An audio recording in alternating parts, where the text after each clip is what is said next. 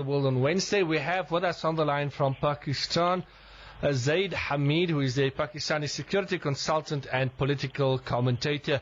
The lines are open for the remaining part of the program. If you're calling beyond the boundaries of South Africa, it is 0011-854-1548. 11-854-1548, or if you want to SMS 0786-009-888, email ym@radioislam.co.za. Brother Zaid, a text message coming through and inquiring as to what is the situation with regards to the floods at the moment. The rains have wreaked havoc in Pakistan. Yes, they have. The situation on ground is definitely serious. And if you remember, this happened last year also, but never before like this. And this phenomena is now repetitive every year. And this is not global warming, I can assure you that. Last year, we had told this also, and on your radio, we had discussed this phenomena as well, that all Pakistani rivers that flow into Pakistan, they flow in from Indian-occupied Kashmir. And India had constructed, now they have completed about 50 to 60 dams where they are controlling the water flowing into Pakistan. During the crop season, they block the water supply, and during the monsoon season, when the rains are already falling and rivers are slightly flooded anyway, they release the water, causing floods into riparian land in the river deltas of Pakistan. Now, this is a new way of war. This is the water war that is being waged on Pakistan. Last year, we had told you on your very program, every year this phenomena will be repeated. And at that time, people were surprised that when we said that the water on ground is not proportional to the rains that fell. If you remember that, we discussed this issue as well. Yes. So, and this is exactly what happened this year as well. India is using water as a strategic weapon against Pakistan. They deliberately released floods. They deliberately opened the gates of the dams and flooded Pakistan when already the waters were on slightly medium to low flood, but not to this catastrophic level. This catastrophe came because extra water was released by the Indians. And this government, since it's corrupt, incompetent, treacherous, already hands in glove with the CIA and the RAW, they did not raise a flutter. They did not raise a voice. And of course the media, as we said, is already busy into and compromised into blowing up petty issues of street violence and petty crimes. They don't have the vision to see this global or the regional threat that is being waged against Pakistan, the war that has been designed against Pakistan on this axis also. So and then this government is so corrupt that the international community did not even move in to give them any support or funds or money. Because last year, billions of dollars came and they usurped it. They embezzled it. This Zardari is known to be the most corrupt man in the world. He's known as Mr. 10%, but now he's Mr. 100% or 200% perhaps. So, and this is what the issue is. The government is corrupt. The Indians are waging a war. The media is absolutely not asking the right questions. And army is too involved in fighting urban wars. And that is why you find this crisis aggravated. Otherwise, the crisis should not have been there at the first place. And if it was there, it could be handled. The reason that it has gone out of control is that like every other state institution, the railways have totally collapsed. The Pakistan Airlines has collapsed. Pakistan oil and gas institutions or organizations are collapsing. It's not because the Pakistani state does not have infrastructure. It's simply because they have the most corrupt, incompetent, and robbers at the helm of affairs who are looting as if there is no tomorrow. So things can be managed if only, as we said, this is what our point was, that army has already delayed it beyond reasonable limits. Army must remove this government, bring in patriotic people who can pull the country back from this brink of nosedive that this national economy and society is taking right now. The SMS number 0786-009-888. The email address ym@radioislam.co.za, or you could call in to the studio 011-854-1548. Listener sending a text through and wanting you to present your analysis of the current situation in Libya. You see, the Libya, as you have said, Habibi, try to understand, whatever is happening in Libya is exactly what is happening in Pakistan. What happened in Sudan before and what happened in Iraq before that. The entire Muslim world is being reshaped. They are changing the geography of the Muslim countries. They want to make them smaller lands, smaller nations.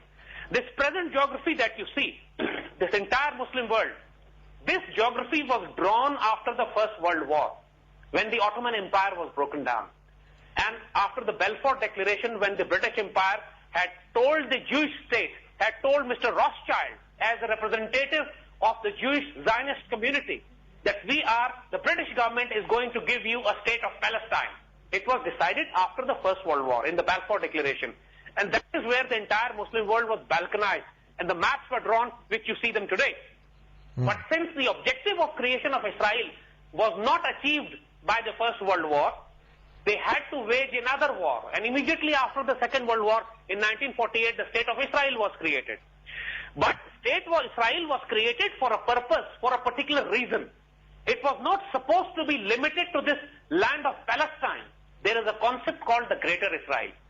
And the Greater Israel extends on one end from Iraq, the river Euphrates, and on the south, on the borders of Medina, in the villages of Khaybar, from where the Jews had been thrown out by Rasulullah sallallahu alaihi wasallam and the Muslims at that time. And on one end, they want to extend up to Egypt, to the desert of Sinai. To achieve this objective, they have to break large Muslim countries in the Middle East into smaller, chaotic, anarchic, headless, failed, dysfunctional states. This is the objective. They have to do this. They have to control the resources which are here. That's why you find Iraq totally dismembered and destroyed, but the Iraqi oil stations are still working, pumping out billions of dollars of oil out to Europe and America, but the Iraqi people do not have oil and fuel for their vehicles. Similarly, this is exactly what they plan to do for Libya. Even before the rebels, or even before this transitional council had moved out of Benghazi, already a bank had been formed. They had already started pumping oil from Benghazi, and the oil resources and revenues which belong to the people of Libya were already in the hands of the Americans and the NATO, and they were having conferences fighting amongst each other which country would get how much share from the Libyan oil. So it's the resources, it's the oil, it's the dismemberment of large Muslim countries, making them chaotic states. They will plan the same thing for Syria also. Then they'll do the same thing for Egypt also. They will have the fight. Right now in Egypt, you see already the clashes between Coptic Muslims, Muslims and Coptics have already started. The same war they did in Sudan, the war between Christians and Muslims.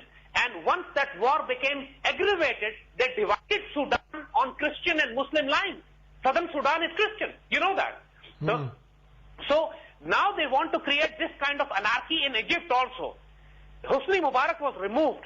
No democracy came there. Dictatorship came. Army took over. And now nobody talks about Egypt. Why? Because the objective which they wanted to achieve, initially they could not achieve. The millions of people that came out on the street, they were mostly Muslims. They were anti-Israel. They were anti-American. And when the CIA saw this, that the anti-Mubarak revolution is being hijacked by the Muslims, they asked the army to intervene and take over. And now nobody talks about democracy there. In Libya, they fought the army generals. Few army generals broke off from Gaddafi. The rebels gathered around them. NATO gave them the air support. And then you see a civil war going on in Libya right now. They are planning the same thing in Syria also. And of course, let me tell you very clearly, Saudi Arabia and then Iran would be the next target. Pakistan is already in a state of war. Yes. So this is the game plan. This is the game plan that's happening. It's unfolding. Muslims are still in a state of disbelief and denial. No, it can't happen. This is a conspiracy theory. It's not happening. Americans are not that bad. I mean, one has to be totally insane not to see the game that is coming to us. Not to see the tsunami that's hitting us already. You made reference to Iran and Saudi Arabia a moment ago. Now, a text message coming through and asking you to clarify or any information with regards to U.S. claims foiling a plot to kill Saudi ambassador. What has happened over there? Any clarity in that regard? You see, the Americans are compulsive liars. Always remember that. They are absolute compulsive liars. They waged a war on Iraq, decimated Iraq, on a false pretext that Iraq had weapons of mass destruction. Never ever forget that. If one is so stupid as to constantly keep believing the same liar, then one deserves the humiliation, insult and defeat that they impose upon us then. Pakistan has been mediating between Iran and Saudi Arabia, bringing them closer. Lately you would see this, that Pakistan and Iran have come very closer. Pakistan and Saudi Arabia was already very close. And because of the Bahrain crisis, the relationship between Iran and Saudi Arabia were deteriorating. And Pakistan moved in. Pakistan brought the two countries together, and there were great peace initiatives going on between Iran and Saudi Arabia through back-channel diplomacy, with Pakistan heavily involved into this. And this regional alliance of Pakistan, Saudi Arabia and Iran was forming despite US displeasure and the resistance to block it. This is the latest move that you see today. The news coming out that the Americans have foiled a plot. This is rubbish, ridiculous nonsense. This is so childishly drawn. Iranians don't have to assassinate the Saudi ambassador in Washington or in America or anywhere else to achieve what they want to achieve in the region. It would be absolutely suicidal for the Iranians to do this kind of thing anywhere in the world against the Saudis at this stage, when Iran's own survival depends upon having peace in the region. The threat is not Saudi Arabia for them. The threat are the Americans. For the Saudi Arabia also, Iran is not the threat. Americans are the threat. Iran is not shaping the Middle East. Americans are the reshaping the Middle East. But Saudis are stuck with the Americans. The Saudi environment, the politics, the government is so tightly controlled, their oil supplies are so tightly controlled by the Americans that Saudis are desperate now. They really don't know what to do, to be honest, because they see the storm rising all around them, and they have no response strategy. The only response strategy Saudis can have is to ally themselves with Pakistan and Iran and form a larger security bloc, which Saudis have been trying to do. And this is what the Americans are trying to scuttle by this kind of nonsense propaganda, disinformation war. Yes, now to come back to something that we did discuss a few minutes ago, and very interesting comments that you put up on your Facebook page, and it reads, the threat analysis is that Pakistan Army is the only institution left today which is defending Pakistan against all threats, internal and external. US, NATO, India is the external threats. Within the country, even the ruling political parties are the terrorist gangs which are waging the war against the state. The situation cannot get more facial and sinister than this. Media is totally out of control and an instrument of hostile information war against the state. These types of comments, is it largely circulated around Pakistan? Do people accept this, or is it immediately rejected by people who read it in Pakistan? No, alhamdulillah, we are respected, highly respected. And we are very blunt. I mean, you don't have to tap our phones to hear what we are planning, and because whatever we say it in the open media. And just to give you one example, I mean, just a few weeks back, when the Karachi violence was at its extreme, we did a very, very harsh program on the biggest, Pakistan's one of the largest news network channels, AIY. We did a program on that with Dr. Danish, another very good anchor, and it was a very hard, brutal, hard-hitting program against the judiciary and against the government, as well even asked the army to intervene. And immediately, within 2 hours of that program, the Supreme Court formed a bench for hearing the Karachi violence, headed it himself, and started the massive legal proceedings, which before that he had not done, or he had not mustered the courage to do. And the army chief gave the statement that if the situation worsened any further in Karachi, army would move in. And that happened immediately after our program, which was so brutal, so harsh, that it shook the entire leadership, shook the entire country. So our point of view is now respected, despite the fact that the mainstream media is reluctant to give us a television program. I don't have a television program in the mainstream media, because that's where the American pressure is, that they're not allowed to do that. Americans buy them off, giving their advertisements, funds, money, comes to the national media, and they don't give me a regular program. But as a commentator, I'm very regularly invited, because they know that, alhamdulillah, our opinion changes the national security profile and politics. Yes, just to add to that, I see a very interesting comment posted here by one of the contributors on this website, and they say, during the last 10 years, we see a lot of anti-Pakistani traitors got exposed, especially in the last years. Allah Ta'ala has used people like Sir Zaid Hamid to expose these people. So we'll give you an opportunity to comment on that. In the meantime, we have a caller on the line. Welcome the caller. Assalamu alaikum wa rahmatullahi wa barakatuh. Wa alaikum assalam wa rahmatullahi wa barakatuh. How are you, Mustafa? Alhamdulillah, yourself. And assalamu alaikum to your guest, Brother Zaid. Wa alaikum assalam. I endorse what he says about this today, America using this childish ploy, to implicate Iran there. And but just to sort of explain the extent to how low they're scraping the bottom of the barrel, they even trying to bring pressure to bear upon South African company Sasol to disinvest from Iran, because they got a joint chemical polymer company going there. So I mean they're using all their dirty tricks, and it's reaching, their tentacles are reaching as far as South Africa, trying to muscle their way. So yeah, they're full of all these red flag operations and dirty tricks. But any discerning person would sort of see all their lies, as Brother Zaid is saying. Yes, absolutely. That's exactly what he's been highlighting. Jazakallah khair for the contribution. Assalamu alaikum. Wa alaikum salam. Yes, Brother Zaid, anything you'd like to add to that? No, mashallah, he's absolutely correct. But one thing I would like to add to this is that now we Muslims, and especially Pakistan and Iran, do not need to take America as a serious threat. Americans are within our control now. They're within our grasp. They can bluff. They can try to put some economic sanctions. They can use international diplomacy and use their muscle in the United Nations. But reality is that 150,000 American NATO and ISAF troops in Afghanistan are now like rats in a cage. They're trapped. The American economy at home is destroying. They don't have the capacity to wage a war against Iran or against Pakistan.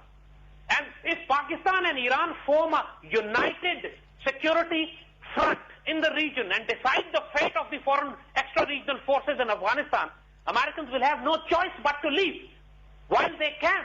Because there is a possibility also that, as the American general just a few months ago had told its troops, that now the American economy is so bad that we may not even able to pay you the next month's salary if the American government defaults.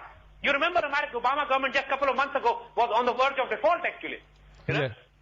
So if that had happened, and only they have sought a temporary relief by getting some credit line, but that does not mean the American economy has improved.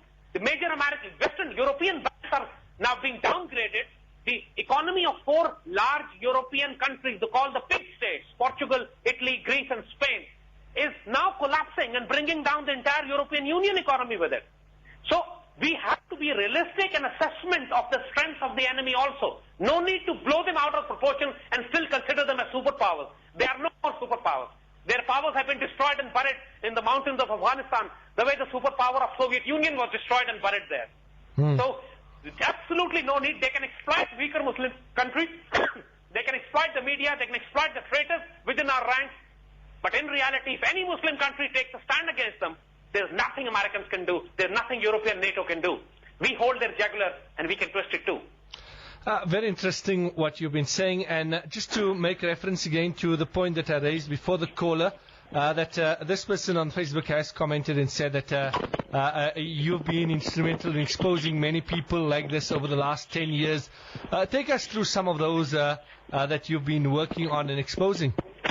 You see, the entire Pakistan's political elite, the People's Party, Zardari, his ambassador to America, Hussain Aqani, the Interior Minister, Rahman Malik, MQM particularly, have been very viciously attacking MQM, Altaf Hussain, because MQM is another insurgent group. It's a terrorist gang created by the CIA and British intelligence MI6 to wage an urban war on the streets of Sindh and Karachi.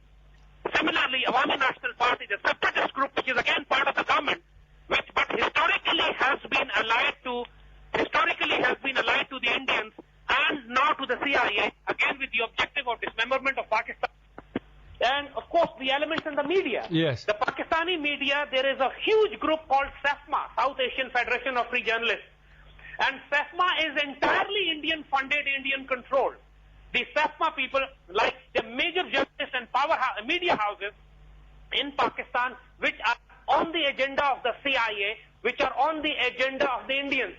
Like the Delhi Times, the most famous group which you hear, the Delhi Times, the Najam Sethi, and his gang, Asma Jahangir, Imtiaz Alam, Husnud Ali Khan, these are the top journalists of Pakistan who are actually on the payroll of Indians or the CIA. And we have been fighting a war against them on the media, and that's why on the media, wherever they have their influence, they don't allow us to come. They file cases on us, they file murder cases against me, they're deploying terrorist fascist terrorist gangs to eliminate and assassinate me. I mean, every group from MQM to Awami National Party to Tehreek-e-Taliban Pakistan to SAFMA to terrorist groups, everybody is after the blood of your brother. But simply because, alhamdulillah, we are waging this war to expose these traitors of Ummat Rasul sallallahu alaihi wasallam, to expose these traitors of Pakistan and Muslim Ummah, and we'll keep on doing it. Yes. Because Muslim blood is being spilled, and unless we raise our voice, unless we take a stand against these blackmailers and traitors, no, there is absolutely no hope that we would reclaim our honor and dignity. And we have made up our mind. We'll live with dignity, and inshallah we'll die with honor. An email coming through from a brother, Muhammad Daya, and he says, but before we go to that, we have a call on the line. Assalamu alaikum wa rahmatullahi wa barakatuh. Also, Mufti, Assalam to brother there. Yes. I want to ask the brother what you think about Turkey's, as you think that Turkey is also, standing up against Americans or... Yes, Habibi. MashaAllah, if there is any country in the Muslim world today, other than Iran, to whom we look with hope and dignity and courage, that is Turkey. Turkey is now emerging as a leader of the Muslim world. And MashaAllah, their leadership is really behaving within the constraints they have. They have serious constraints. They live in an environment where the armed forces are secular, where the armed forces are hostile to the government, and in the past, the Turkish army has overthrown the Islamic government as well many times before. So now they are treading very carefully. But within the constraints, they have built the Turkish economy so strong, they have built a national consensus so strong that now even the army is forced, the secular army is forced to respect the political government of Tayyip Erdogan and his associates. And this, mashallah, is a great sign that Turkey is now taking on the Israelis. Turkey is taking a stand against Americans despite being a member of the NATO. They are outreaching themselves from Central Asia, from Eastern Turkestan to Libya, in Texas. Turkey is now exerting itself. And even for peace in Afghanistan, Turkey has engaged the Afghan Taliban, invited them to open an office in Turkey, and is acting as a peace mediator between the Tajiks, Uzbeks and Pashtuns, which is a great sign because Turkey is extremely close friend of Pakistan also. And Pakistan is the only country within these four countries, Turks, Iranians, Saudis and Pakistanis. Pakistan is the only country which has an excellent relationship with all three of them, with Iran, Turkey and Saudi Arabia. And despite Turkey and Saudi Arabia having differences, despite Turkey and Iran having differences, despite Iran, Saudi Arabia having differences, it's the Pakistan's role which is central, critical in bringing all these three countries together into a regional bloc of Muslim countries. And Pakistan had already activated them. There are talks of a railway line from Islamabad to Istanbul, which will go across Iran. And inshallah, free trade agreements and visa-free regimes. But of course, the only weak link in this entire game is the government in Islamabad, in Pakistan. The Iranian government is patriotic, the Turkish government is patriotic, but the Pakistani government is treacherous.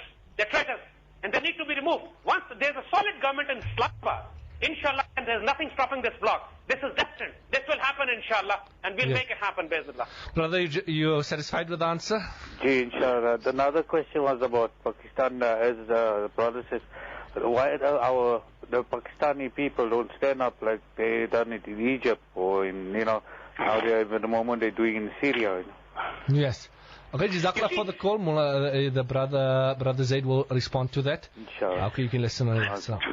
Habibi, one thing in mind that in Syria and Egypt there was no suicide bombing campaign, urban war, insurgencies, violence. It was not going on. And the government and the state were not in a state of collapse as they are in Pakistan. In Pakistan, for the last 10 years, there's a massive war going on, particularly for the last 4 years, over 100,000 Pakistanis have been killed or wounded, and over 1,000 suicide bombings have taken place in the Pakistani cities.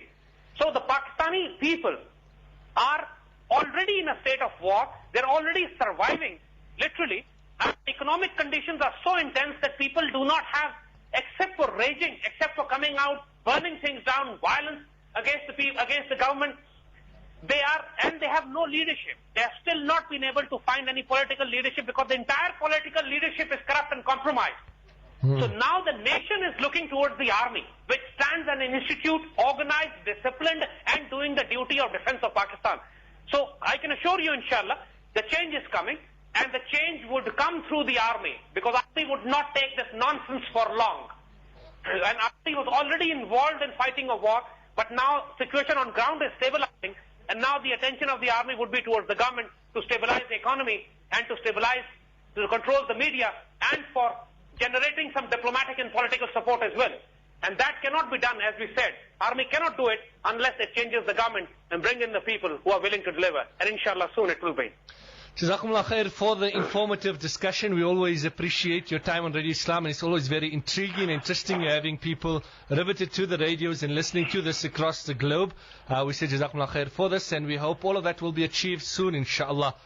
Once again, we look forward to the next discussion, inshallah. Jazakallah khair, and assalamu alaikum to all of your listeners, mashallah. Wa alaikum salam. Wa alaikum salam wa rahmatullahi wa barakatuh. That was Brother Zaid Hamid, Pakistani security consultant and political commentator, speaking to us from Pakistan. And coming up to 9 o'clock Central African time, coming up to 12 o'clock in Pakistan. With that, we leave you for this evening's program. Jazakumullah khair to all of those that have called in, all that SMS and all that email. We'll meet again tomorrow afternoon at 4 p.m. Assalamu alaikum wa rahmatullahi wa barakatuh. News on South Africa's community radio station of the year.